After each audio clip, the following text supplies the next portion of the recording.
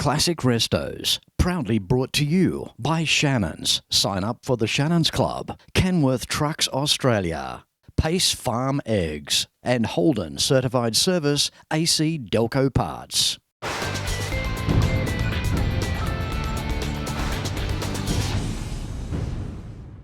Making our way across parts of the United States for 2024. Of course, this special batch of episodes for Classic Restos, a big thanks to Shannons. This morning left Tiffin, Ohio, a beautiful part of the world there, and a short drive today, only around about 2.5 hours, into Auburn, Indiana. Tomorrow, a full day of filming, and there's a transportation museum that I have not been to before, and I want to share that with you. So I hope you're enjoying the ride so far, and sit back in your favourite chair as I bring you this next episode.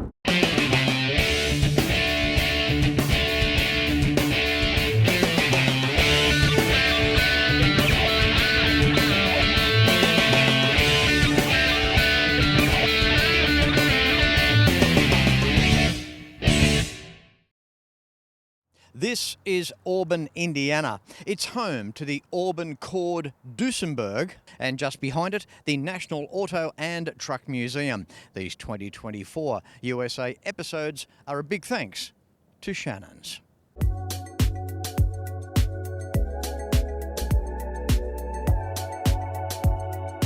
You may well have heard about the very opulent Cord and Duesenberg motor cars. The Dusenberg was manufactured between 1921 and 1937. The Cord automobile was made in two series, the L29 of 1929 to 1932 and the V8-powered 810 and 812 in 1936 and 1937. Well, that history here in Auburn, Indiana was inspiration to create this place in the same region. Welcome to the National Auto and Truck Museum. And it started right here back in 1874. The small town of Auburn, Indiana was home to many horseless carriage and motorcar manufacturing companies. Cord chose to expand an automotive empire with Auburn and Cord automobile factories here. The Eckhart Carriage Company was established in 1874 here in Auburn, Indiana, and it was the direct ancestor of the Auburn Automobile Company, as both were owned by the Eckhart family back in the early days. This building here, it's the last remaining building of the carriage factory. It's just incredible.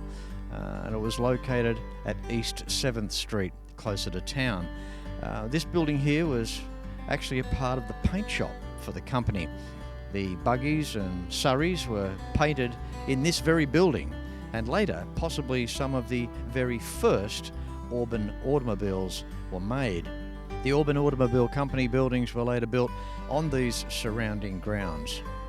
This history, it's timeless. It's serious manufacturing DNA. I'm always speechless when I come into these places. Now, the Auburn Cord Dusenberg Museum, the main building is up there. This building here is down just behind. And as soon as you walk inside, you're hit with a selection of vehicles. Before I take you to the trucks, this will give you some idea of the cars that are on display here. I'm standing in the L29 Cord building, where there's raised sections in the building, and Mr. Cord back in the day put those raised sections in there. So it was very secretive and confidential what Mr. Cord was doing, because he was designing a front-wheel drive car and he didn't want anyone else to know about it. So that over there in the center of this building was the actual place where the design of the Cord took place. There's no doubt about it. When the United States decide to do something, they do something right all the way. The attention to detail and presentation is just above anything that you'll ever see. This part of the building here, as I mentioned earlier, the L29 Cord building, it was constructed back in 1928, and it was to complete the final fit and finish on the innovative front-wheel drive Cord L29. The upper floor was used for that purpose through to the end of the production line in 1932. This level here was then used for a number of other purposes by the Auburn Automobile Company up until it ceased operations at the end of 1937. The lower level that you're about to see housed the satellite offices for designers Gordon Burig and Alan Leamy and served as the experimental department for the corporation. It also housed a wide variety of machine tools used to translate their advanced designs into innovative works of nothing short of automotive art at the time. With me now we have the Executive Director. How are you, Dave? Doing fine. Thanks, Fletch. Great to have you here. Thank you for having us here. Our pleasure. We see the big building up front. It's so symbolic here at Auburn. We've got the Auburn Cord Dusenberg Museum. But down the back, there's this building here, right? We're in the last two remaining factory buildings of the Auburn Automobile Company. As a matter of fact, we're one of 3 museums in the world that is in the actual manufacturing building. The upkeep of this building is obviously just so ongoing. You and a handful of volunteers, you've done a remarkable job in saving this building too, as I heard it was set for demolition at one stage. At one time it was, and we're just very blessed to have the volunteers that we have here. But the building was 100 years old last year, and it was not designed to last that long. And anytime you start getting into an old building like this, there's always a labor of love. There's always something to do. I think it's incredible to think we're standing in the very building where the designs of the front-wheel drive Cord would actually happen, just over there or in these raised sections. Exactly right. This building in 1923 was built for the final assembly of the L29 Cord, which is America's first front-wheel drive. But downstairs below us, in total secrecy, was where they were designed. The prototypes were built. They were designed next door, moved over here for the prototype construction, and then moved back next door for the sales there. But downstairs is where Gordon Burig and his team, in total secrecy, designed the Auburn Boat Tail Speedster, the L29 or the 810 Cord, coffin nose Cord, and several Duesenbergs. How big's the floor space up here, Dave? We're there's about 135,000 square feet in both buildings here. How many vehicles would be up here? We have total in the museum about 175 vehicles on display at any given time. Tell us about the cars. Who do they belong to? Where did they come from? About 60% of the vehicles are owned by the museum. 40% are from other people across the country. So they come from literally all over the United States here. There's so much cool stuff in here. Take this 1965 Cobra. It's an exact recreation of the Essex Wire from the 1965 racing Cobra, and that holds the distinction of winning more races than any other in Shelby American history. This is a very, very well presented museum. Thank you. And we literally have something here for everybody. From the J. Springsteen Harley-Davidson flat track exhibit there, which is one of the finest in the world of that, to the NASCAR, the vintage NASCARs down here with Richard Petty's car and several other notables. So there's something here for everybody. And one thing, take a look around, is that you see a lot of gas pumps that are lit up. They were made in Fort Wayne, Indiana, about 20 miles south of here. And this is the world's largest collection of Tokheim gas pumps right here.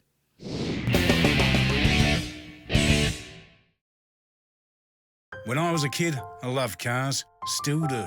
The 57 Cadillac Eldorado Brougham was the most advanced car in the world. Cost more than a Rolls. Hand-built with a stainless steel roof, cruise control, electric seats, and would you believe, air suspension. American iron. It's a passion Shannons understand. That's why they insure my daily drive, the caddy, my bike, even the house. Call Shannons on 13 46 46. Shannons, insurance for motoring enthusiasts. When it comes to cars, there are some brands that will remain with us forever, no matter what. The Holden was always Australia's own car, held high in the hearts of many. Those lines, that chrome, the stories around them, and the people that owned them. From the classic through to the final, you can still trust in genuine Holden and AC Delco parts, available through the Holden Certified Service Network. Your story began in 1971. It's part of an endless tapestry that tells the story of our nation. It connects innovators to artisans, forests to houses. From the largest of operations to the smallest of outcomes. It's heritage. It's a legacy. Dave, this white 3000 transporter behind us, you just don't see these every day, perhaps in magazines. What's the story on this? The truck was built, the trailer was built in actually 1949 by Detroit Mechanical and was sold to a gentleman whose name was Bill Hara. And what Hara did is he started a casino in Reno, Hara's Casino, which eventually morphed into Las Vegas there. But in 1949, he started buying cars across the country and pulling them back to Reno to start his museum with this very truck here. Took about 7 years for the gentleman to restore it. It was all rusted out, so it was a labor of love. But 4 cars at a time, Hara was pulling cars back to Reno to start his museum. So it's a unique find. It really is. In the white 3000, the bubble, what they call the bubble nose, is pretty hard to find. It's even rarer with the sleeper cab built on it like it is here. So quite a truck. It's interesting when we look back at car transporters, reflecting population and commercial demand for the vehicles. You'll see a truck that, like you say, had 3 or 4 vehicles on board, and that would have been considered back then a fair load. It was. And if you look at the trailer itself, you'll see like portholes in it. And those are functional. That's how the person that was running the transporter climbed in and out. That's amazing, Dave. It must make you feel just so privileged to have stuff such as this here in your museum. That's just awesome. It is. And we're very blessed because, like I say, we have people from all over the country wanting to bring something here. And there's literally something here for everybody. And it makes it really unique that we can offer something like that to everybody. And of course, when you experience a museum like this, it's about taking it all in, winding the clock back. And I guess, well, it's before our time. All we can do is imagine what it must have been like back then. Behind us here, Warner's got a service station going on. We do. Warner's is actually still in business in Fort Wayne, Indiana, but this was the neon sign that hung out in front from the 1940s through the 1960s here, and we're very privileged that it was donated here, and we've reconstructed then attached to it an Auburn dealership, what an Auburn dealership would have looked like back in the 30s in a small town there. So it just makes a nice segue or attachment there with the dealership. You might not realise this, but coming from outside of the United States, Dave, it's how the Americans just did their stuff. It's the way you presented things, your signage. Well, it was meant to work. It was meant to invite you in, make you want to come inside. And, you know, you look at that and just the quality and presentation of the front of the building. What an awesome time. It was. And you have to remember, it was a different era back then when people went to look for a car. You dressed up. The men wore ties and the ladies dressed up and they wore their necklaces and pearls. It was a whole different era that we'll probably never see again. The GM Futureliner. What an outstanding machine. Of course, the moving billboard built by General Motors to go through the 40s and 50s, of course, having a bit of downtime during World War II. But the fantastic advertising vehicle for the brand. Absolutely. They were built to showcase what General Motors thought a glimpse of the future would provide. Because most people back in the 40s and 50s, there was no television. Most people did not have a radio, and newspapers were far and few in between. So when the Futureliners came to town and set up and offered what General Motors thought a glimpse of the future would be, it was a big deal. It really was. It's tremendous in design too, and I love the concept where they could do ever-changing models or promotions for what General Motors had to offer at the time. And what a time as well, you know, like with country fair type arrangements when people used to go out and go to these fairs and the Futureliners would turn up. 12 were made. How many are still in existence, Dave? 10 that we know of in various stages. We know of 4 in the United States, 4 in Germany, and 2 in Sweden. So there's 10 that were accounted for. Probably most of them will never be restored because there are no spare parts for these there. That's so sad. We have to be grateful that we've at least got the 10 left, and that's really nice.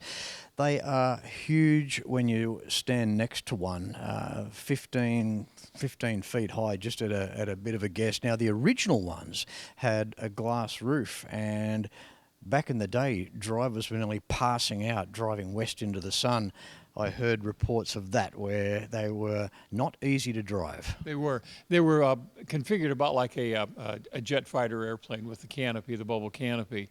And in 1952, General Motors reconfigured it to what you see right here. And they used them for 3 years. And by 1956, technology had caught up. People were getting television and newspapers. So they pulled the plug on them, let them sit in the field and just rot and kind of implode on themselves there. We look at the driving technique of the vehicle, a steering wheel in centre, not left or right. You sit in the centre of the vehicle to drive. And we're looking at dual tyres up the front. The And rear. Top speed 35, 40 mile an hour. They were not built to go fast. They were built to be seen. So when these came through a town in a caravan, you remember that for the rest of your life. The first of the GM Futureliners had 4-cylinder diesel engines and then replaced later on with a 302 cubic inch GMC 6-cylinder. So I guess that might have given them maybe another perhaps 15 miles an hour at best. Downhill maybe. On level ground, it wasn't going to make any difference. They were slow. They were slow, but you got to remember the period that these vehicles were getting around. Trucks were typically slow, and I think it was back in a time where people, well, let's face it, they would have had more patience on the road back in those days. You didn't have the interstate highways. You were 2-lane highways. A lot of them were very narrow. Some of them were very poorly constructed, so speed was not a primary concern. Around about 30 volunteers restored this Futureliner here. Sadly, those guys, most of them are no longer with us now. Correct. We were fortunate this summer. We did have 2 of the original volunteers that were able to come down, but most of them have passed on. Another gentleman dear to our heart that you've seen on Classic Restos many times, the late Wes Myrick. And Wes played an active role in the restoration in 2012 on the GM Futureliner, and then our friendship evolved from there. He was a great guy. Yes, he was. I got to meet him once, and he was a very great man. Being next to one of the GM Futureliners, one of 12, it's quite surreal. And talk about attention to detail. It was all about pride back in the day. Here we have a US Royal Fleetway tyre with block lettering on the side, General Motors Parade of Progress. Even their own labelling on the sidewall of the tyre.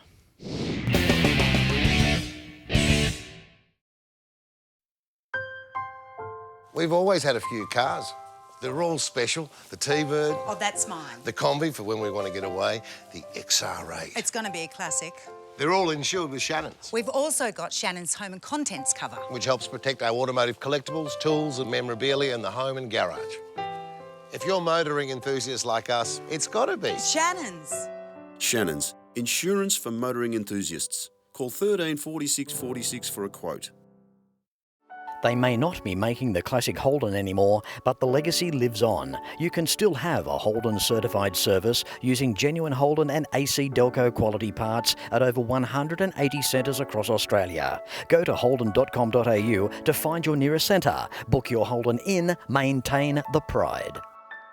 And of course, if you own a classic truck, perhaps you're after some laid-up insurance cover. Why not pick up the phone and give Shannons a call for a quote and a chat on 134646. And the Shannons Club awaits you as Australia's largest automotive online hub. For more information, visit shannons.com.au.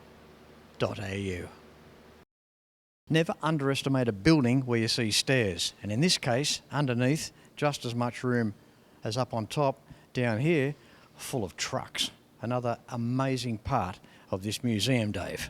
It is. We're really proud of our truck exhibit down here. And again, there's something here for everybody, from International Harvesters to Whites to Indianas, Bonneville record, land speed record cars. There's a lot to see down here, Fletch. So, Dave, the trucks that are here, are they from all over the United States, or are we just looking at from states close by? No, they're from all over the United States. There are regional ones here, but they're from all over the United States. Take, for example, this truck right here, Fletch. This is a 1930 Fagio, and eventually in 1937, it was sold to 2 different companies that morphed into Freightliner and Peterbilt. So it has a very, very interesting pedigree behind it here. What started out as one family and eventually turned into 2 major superpowers of the trucking industry, Freightliner and Peterbilt. Behind us, nice to see a local truck. It is. This truck was made in Indiana, Marion, Indiana. It was built in 1927. It was a heavy-duty dump truck, and it spent its entire life in a stone quarry, just hauling limestone. If you notice, the tires are hard rubber. Back in 1927, you could either get the solid rubber tires or you could get the pneumatic type. But being it was going to be in a stone quarry and rocky conditions, they opted for the solid rubber tires. The first of the pneumatic tyres back then, they didn't stand up real well. They didn't last very long. They sure didn't. I've often thought what sort of a rough or a hard ride that these vulcanised tyres must have given. It was. There was a lot of sore backs and kidney problems and everything else there. They took a beating with them. They really did. It was tough being a truck driver back in the early days. These Texaco trucks are very cool. As soon as I saw Texaco, it reminded me of the later model truck that you can see at Bill Richardson's Transport World in Invercargill in New Zealand. Obviously, this one here, Dave, is an earlier model than that one. What's the story? 1939, Diamond T Texaco truck. And it's always easy to spot a Diamond T truck because if you look at the cab, it looks kind of squat, like it's been customized or chopped there. So they always had a low profile, a very good looking profile, but very, very unique there. So it's almost like the roadster of the truck from the era. It is. This was basically would have been like a custom truck in its day there. Now, a truck this size back in those times, Dave, how far would it have travelled? Would they have just been a local truck? Would they have gone from state to state? No, this would have been a local truck there. It would have delivered to gas stations, fuel stations, home deliveries. So, but it probably had a 100-mile radius. Wow.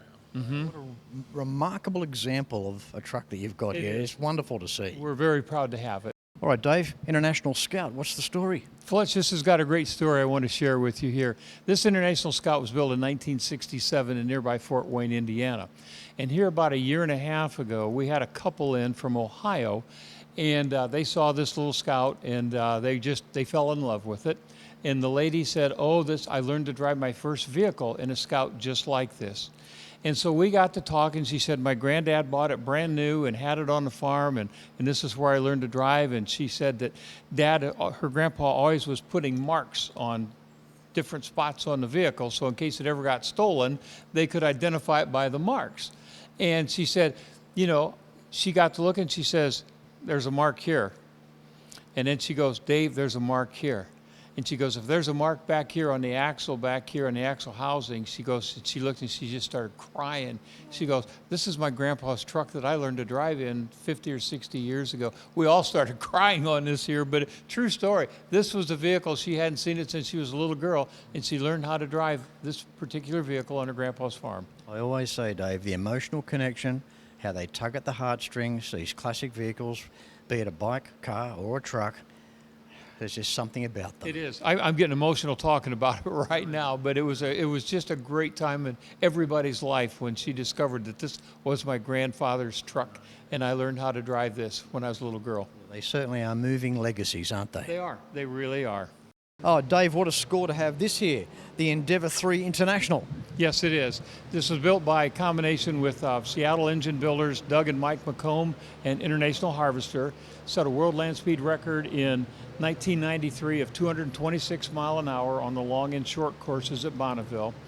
An interesting little side note on this is that Doug McComb, who actually built the truck, the father, this meant so much to him. He'd work all night, he'd take a mattress and lay it beside the truck and sleep by the truck, get up the next day, go to work, and come back and do it all over again. But this truck was such a part of him, he just couldn't let it go. That's devotion. The engine, is it still the original engine in there, Dave? Yes, it is. It's a V12 Detroit diesel, has two superchargers on top and 4 turbos, one on each corner. It would have sounded fantastic on song.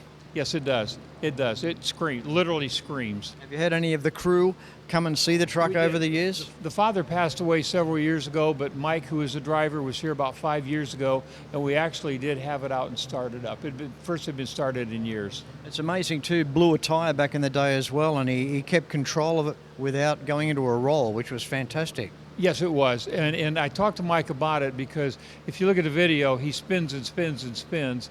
And I said, why didn't you pop the parachute, Mike, to slow it down? He said, I wanted to. My hand was on the release all the time. But he said, I was afraid if the parachute popped, it was going to raise the truck up just a little bit, and I'd get air underneath it, and then I was going to go rolling and rolling and rolling. So he was very, very lucky. They're special guys, aren't they? They are. They absolutely are. I just think it's amazing, and it's a credit to you that you have this here in Indiana. That's awesome. It is. And with the International Harvester connection, only about 20 miles away in Fort Wayne, where these trucks were made, it's very special. Dave, on that note, I know that time is precious for you. You've got many things to do. You've got to get going. Thank you for being here for us today. It's been an exclusive here at this fantastic museum in Auburn, Indiana. So, Dave, thank you. Thanks, Fletch. We really appreciate you coming. And if any of your viewers get over here, look us up, and we'll take them behind the scenes to give them a special tour. Thank you very much, Dave. Thank you. Cheers. Well, that was just some of the National Auto and Truck Museum here in Auburn, Indiana. I hope you've enjoyed it. And there's more USA content for 2024. And a big thanks to Shannons as I cross part of the United States of America, coming your way on next week's show. Until then, no matter where you're watching Classic Restos from, please ride and drive safe. I'm Fletch. Thanks for watching.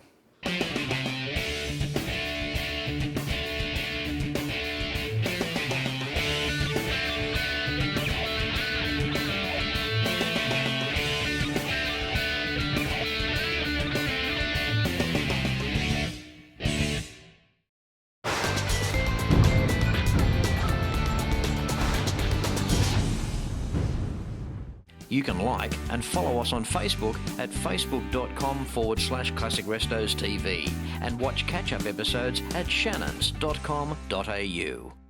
Classic Restos, proudly brought to you by Shannons. Sign up for the Shannons Club, Kenworth Trucks Australia, Pace Farm Eggs, and Holden Certified Service AC Delco Parts.